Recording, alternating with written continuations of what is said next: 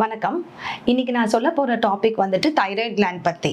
Thyroid gland பற்றி சொல்லணும்னா it's a small gland. அது எங்கே இருக்குன்னா நம்ம கழுத்துக்கு முன்னாடி இருக்கிற கிளாண்ட். அது வந்து ஒரு எண்டோக்ரைன் கிளாண்டுன்னு சொல்லுவோம். இந்த எண்டோக்ரைன் கிளாண்ட் வந்து ஒரு அமிலத்தை சுரக்கும்.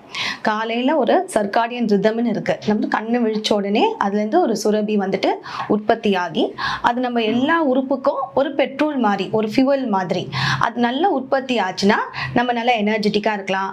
நம்ம ஹார்ட்டுக்கு தேவையானது, நம்ம தோலுக்கு தேவையானது, நம்ம எல்லா லிவருக்கு தேவையான மெட்டபாலிசமுக்கு, எல்லா உறுப்புக்குமே தேவையான ஒரு ஃபியூவல் மாதிரி இந்த தைராய்டு கிளாண்டோட சுரபி. இப்போ சில டைம் என்ன ஆகும்னா சில பேருக்கு வந்துட்டு அதில் வந்துட்டு கொஞ்சம் குறைபாடு ஏற்படும்.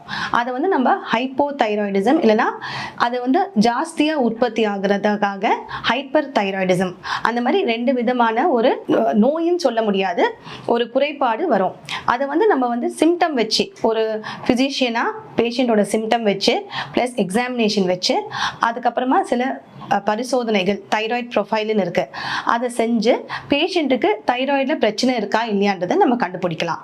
இப்போ முக்கியமாக நீங்கள் தெரிஞ்சுக்க வேண்டியது என்னென்னா, உங்களுக்கு வந்து ரொம்ப அசதி, தட் இஸ் எப்போவுமே ரொம்ப நார்மலாக இருந்தோம், திடீர்னு ஒரு அசதி ஏற்படுது, நம்ம நார்மலாக தான் சாப்பிட்றோம் ஆனால் வெயிட் ஏறிட்டே போகுது, தூக்கம் இன்மை, ப்ளஸ் லேடிஸுக்கு பார்த்திங்கன்னா மென்ஸ்ட்ரல் சைக்கிள் வந்து டிஸ்டர்ப் ஆகுது, அந்த மாதிரியான பிரச்சனைகள் வரும்போது உங்கள் மனசில் வந்து தைராய்டு இருக்கிறதுக்கான வாய்ப்பு, குறைபாடு அந்த மாதிரி இருக்கிறதுக்கான வாய்ப்பு இருக்கான்றதை நீங்கள் தெரிஞ்சுக்கிட்டு நீங்கள் வந்து பரிசோதனை செய்யலாம்.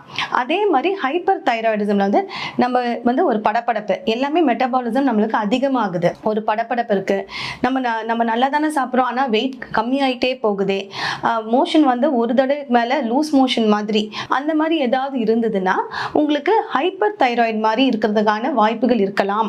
ஸோ நீங்கள் வந்து மருத்துவரை அணுகி அதை வந்து பரிசோதனை பண்ணிக்கலாம். ஸோ இந்த ஹைப்போ தைராய்டு ஹைப்பர் தைராய்டு பற்றி ஒரு சிறிய ஒரு எக்ஸ்பிளனேஷன் தான் இது. ஏதாவது சிம்டமேட்டிக்காக இருந்தீங்கன்னா உங்களுடைய குடும்ப நல மருத்துவரை வந்து நீங்கள் அணுகலாம். தேங்க்யூ.